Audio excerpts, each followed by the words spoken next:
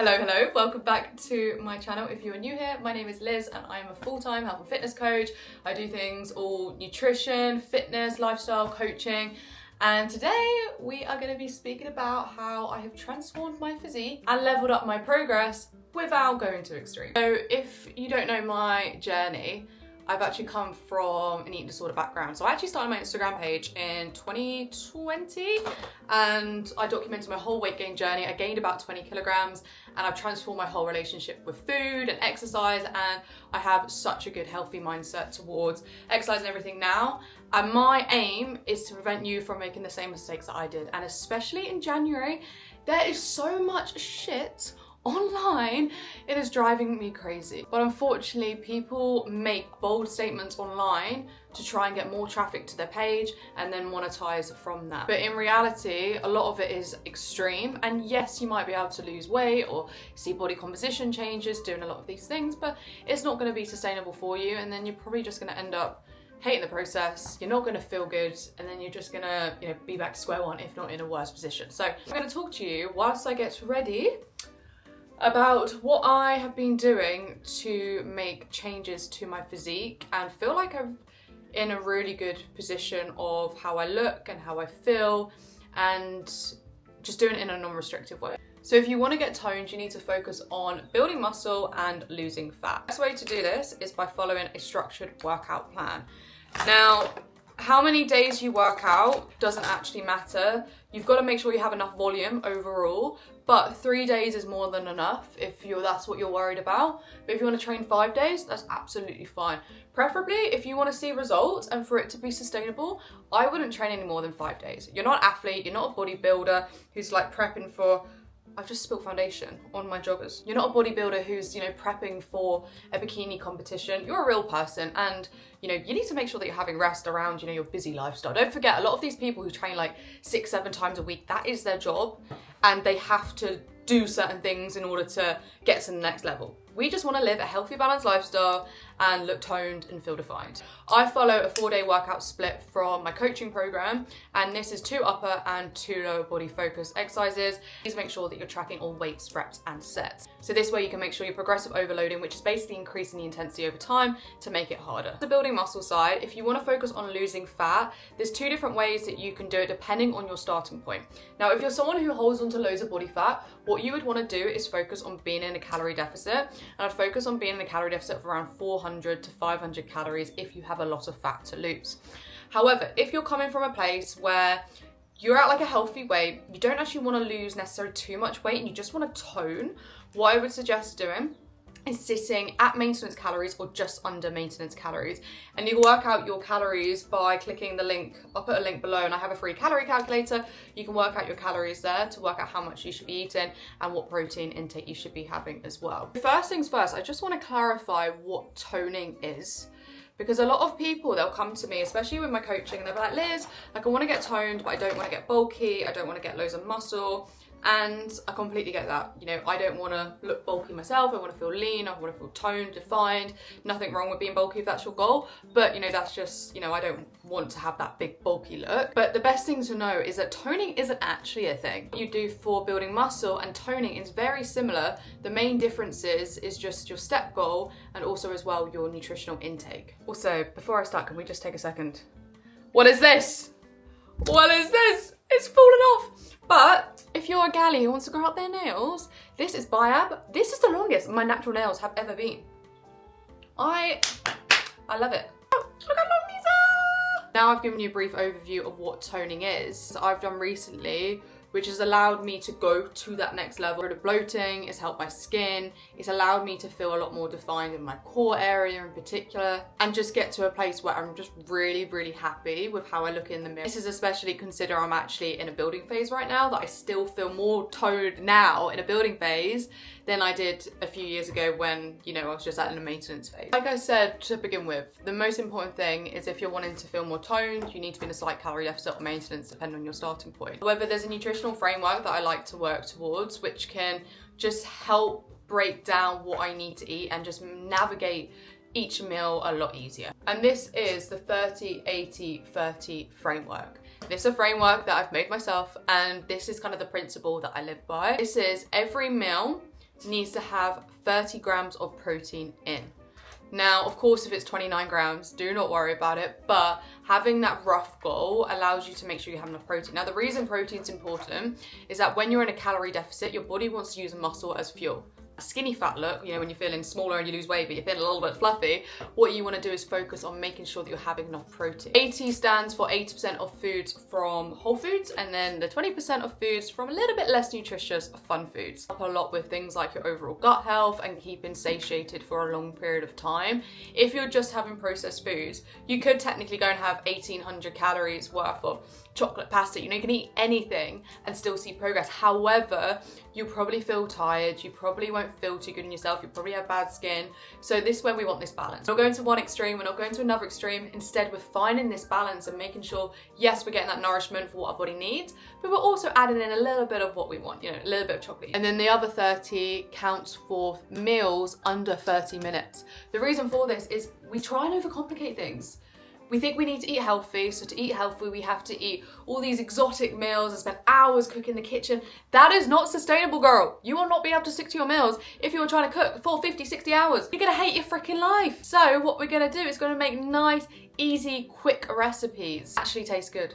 And if you don't follow me on Instagram, make sure to follow me and try out some of my recipes. And I also have a cookbook, and I will leave the link below if you want to have access to over 64 tasty recipes. The next thing is supplement. This supplement has allowed me to maintain so much muscle mass for when I've gone into a calorie deficit, and allowed me to just feel so strong in the gym. And you've probably heard of it before. Can we have a little drum roll, please? Chico, we need a little drum roll. Is creatine. Before I started taking creatine, I saw so many horror stories that you're gonna be bloated, you're gonna lose your hair, you're gonna have digestive issues, and all the other nonsense that we see on TikTok and social media. This supplement right here, creatine, has made such a big difference to my overall performance and body composition. I'm not gonna bore you with the science behind it because you're probably gonna think, Liz, just shut the hell up. But what I am going to quickly tell you is the way it basically works. We have creatine in our bodies. Not a foreign substance, we already have it, and it can actually help with things like overall cognitive function. Now, by having creatine and increasing the amount of creatine in your body, this allows your body to produce more ATP. ATP is energy. If you have more energy, you're basically going to be able to perform better in your workout. So especially when you're in a calorie deficit and energy deficit, you are going to find yourself feeling pretty tired. This basically helps keep you afloat and stops you from feeling like you need to go to sleep every few hours. Benefit, which I think this is a part that people worry about, and to be honest, I was worried about it as well, is that it causes water retention, but water retention in your muscles. So you're not going to feel bloated everywhere. You might do for the first couple of days. You know, I felt a little bit bloated for the first couple of days as your body gets used to a bit more, but you basically hold the water in your muscles. So if anything, you're just going to look more toned. You know, like, say if you want a nice peachy bum, it just basically gives you like a free peachy boost of the arse, you know? I got carried away talking about creatine. Just gets me so excited. So the next thing is something which I think is a very controversial topic, and it generally has made a very big difference for a few reasons. And this is reducing my alcohol consumption. If I go out, I'm not anti-drink. I'm not one of those people like, oh, I never drink a gin. Like, if I want to drink, I will have a drink. If everyone's drinking, I will get involved. I will have a few drinks. But I used to drink quite a lot, as in I'd probably drink Friday and Saturday, and then normally it's summer. If you want me, I'd be in a pub garden. As much as alcohol, I do actually love it. It makes you feel a bit loose sometimes. It is a poison.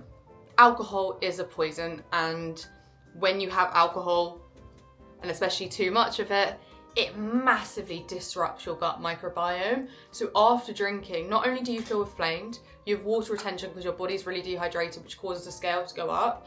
And as well as this, of course, you know, it can affect things like your performance at the gym, sleep, your heart rate, so many different things. And as well, alcohol can massively impact MPS, which is muscle protein synthesis. And this is basically the repairing of your muscles after you work out. You don't actually build muscle when you're working out, you tear muscle fibers when you're working out. And it's the rest, it's the nutrition, you know, that allows your muscles to then grow. If you're having shit sleep and you're having, you know, bad nutrition because you've been having kebabs or whatever, it's gonna make your MPS a lot less optimal. The thing which has made a big difference is my steps. And I was actually looking at my steps the other day. Now, just to be clear, the whole 10K steps, it was literally made up by someone, I think in China or in Japan, who was trying to sell pedometers. That was flipping genius marketing, but he does have a point. And it's a good benchmark to have that we need to basically move our bodies more. So what I've basically done, the reason I actually started to increase my steps was because of my mental health was in a bad place, but then I got Chico. And it meant that I had to go for walks. I had to go and, you know, take her out. So I was looking at my steps, and a few years ago, my average steps were 3,000 per day. That is not good. If you're looking at your steps, if you go into your health thing on your phone, if you're looking at your steps and your steps are 3,000 a day, that's really not good.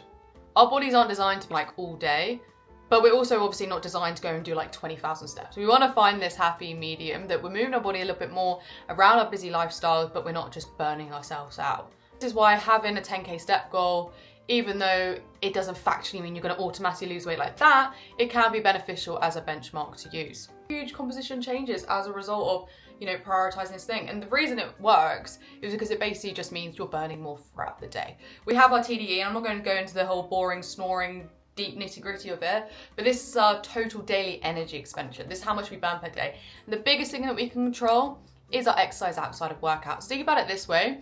Your 1 hour workout is 4% of your whole entire day. If you are sat down for the other 96%, you're not burning much. And therefore, it's very easy to put on weight. So a lot of people, when they start office jobs and like leave uni or leave school, they're like, oh, my metabolism slowed down. But really, your metabolism hasn't slowed down. The only thing that's happened is that you're just moving less throughout the day. So just get up on your lunch break, go for a little walk, or after work, go for a little walk. Get yourself a dog like I did, then you have to go out, you have no choice.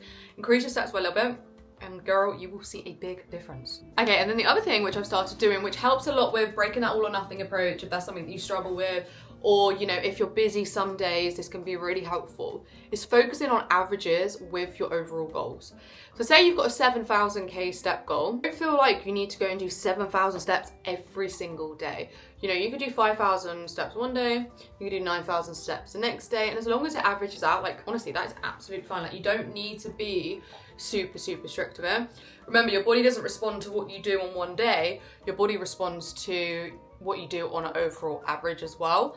So hopefully that's given you a little bit of an insight as to, you know, like what toning is and what I've done to actually optimize the process. Hopefully it also seems realistic to you. Like, you don't need to go to extremes. It's just about implementing and adding in a few things just to make the process a little bit easier and just to enrich your life a little bit more. And that's one of the approaches I love to kind of talk about, and it's the whole what can I add rather than what I can restrict. So many things online, so many things I see of like, oh, you need to take out this, take out that. And biggest piece of advice, if you want to have a healthy mindset as well whilst reaching your goals, is focus on what you can add in. Just always think, what can I add, rather than restrict.